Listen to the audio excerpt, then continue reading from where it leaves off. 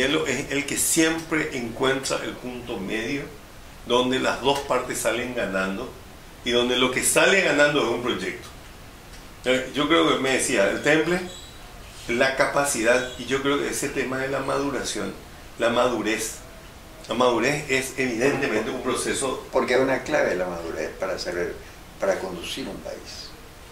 Si no hay todo, para tu manejo personal. Claro.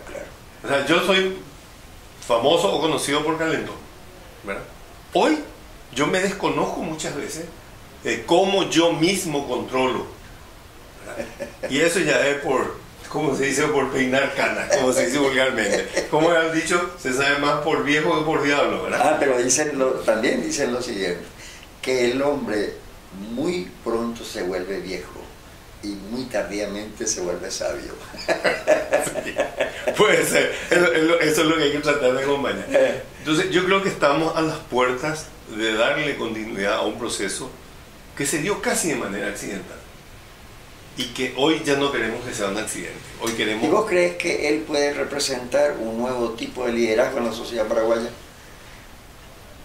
Yo creo que sí, y yo creo que básicamente es el que pisa la pelota y que ve quién es el que está mejor posicionado y el que tiene la condición hoy de decir, este es el país que queremos, este es el camino, con estos elementos.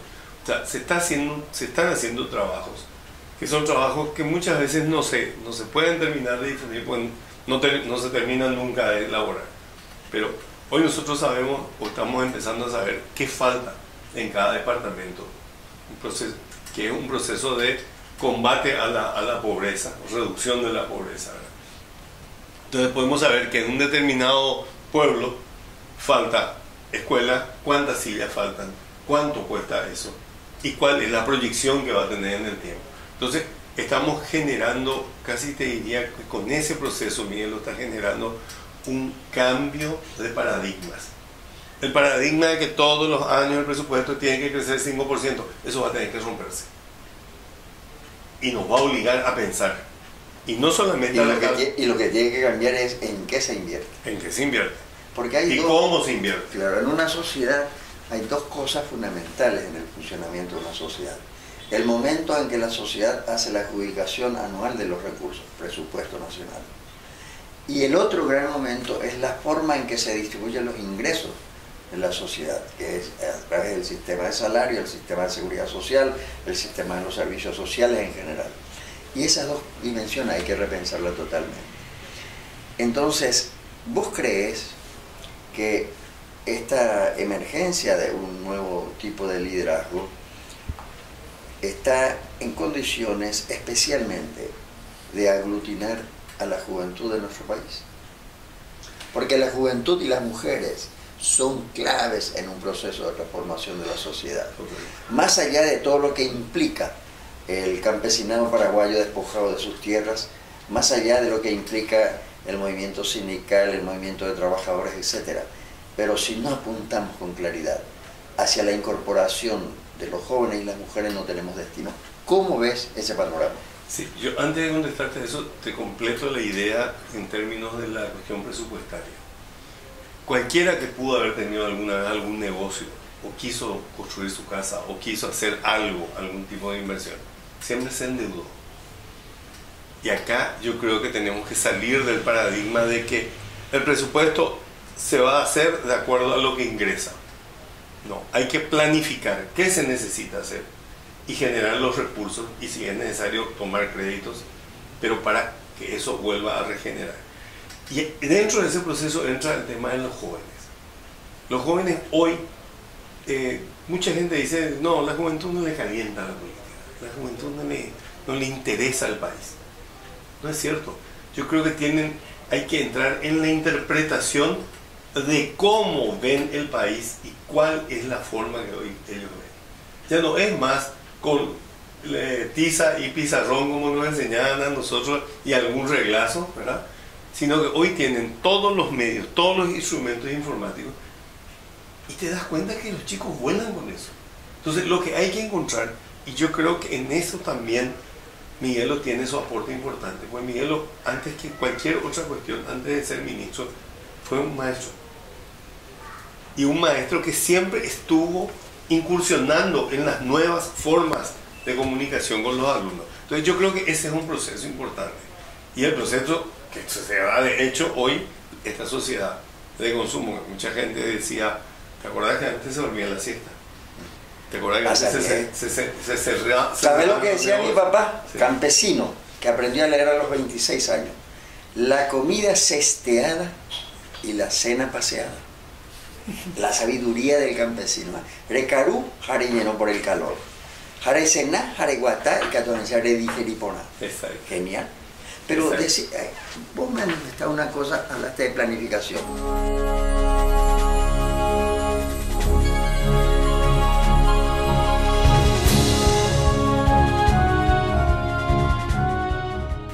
Yo creo que hay una de las, alguna vez alguien dijo, primero educación, segundo educación, tercero educación, ¿verdad?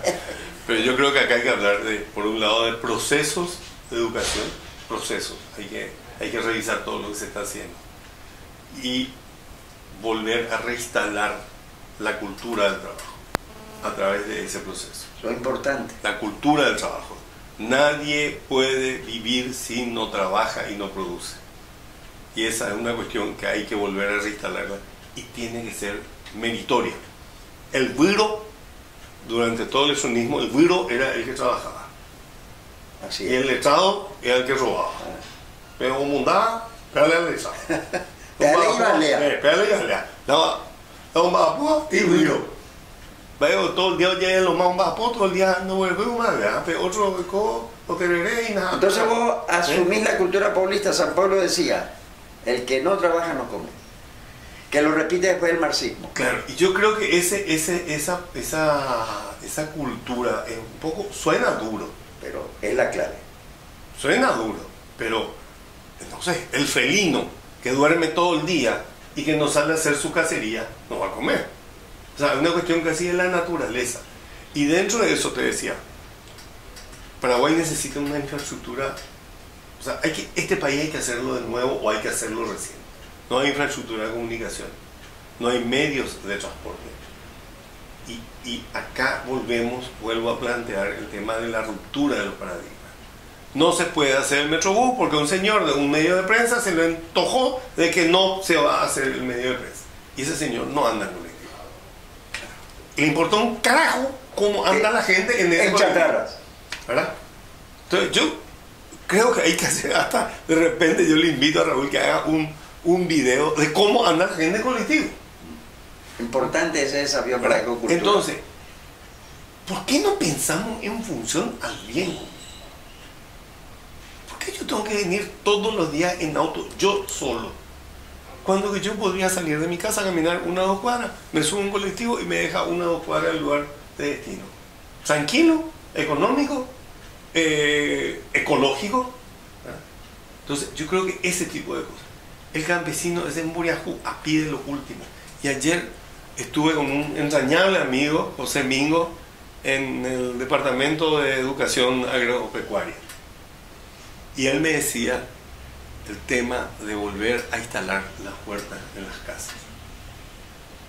No puede ser que un campesino que tenga 1 o 2 hectáreas no tenga que comer. En 1 o 2 hectáreas tenés para hacer, y ayer me enseñó la diferencia entre la huerta y el huerto. Yo, estudiante de agronomía, nunca me había percatado. La huerta es solamente hortaliza. El huerto es hortaliza más frutas. Y está ya, digamos, el agregado de animales. Con huerta, más frutas, más animales menores, gallina, cerdo, cordero, con eso tenés y una vaca. Ahí tenés la comida. Ahí vivís, con eso vivís. Y el paraguayo tiene que retomar esa cultura. Y yo no estoy en contra de los subsidios, al contrario. Yo creo que los subsidios son una necesidad, pero esos subsidios se deben planificar. Y siempre hago el subsidio responde a emergencias. A emergencia. Y yo hago urgencias. Y te voy a dar un ejemplo que yo siempre pongo. Alguna vez hicimos volar Pandora, ¿verdad? Y el día que queríamos hacer volar Pandora no había suficiente viento. ¿Qué hacíamos? Agarrábamos la Pandora, empezábamos a correr y le íbamos soltando el hilo. Y ahí iba remontando la pandorga y arriba tomaba aire, Claro. viento y volaba. Ese es el subsidio.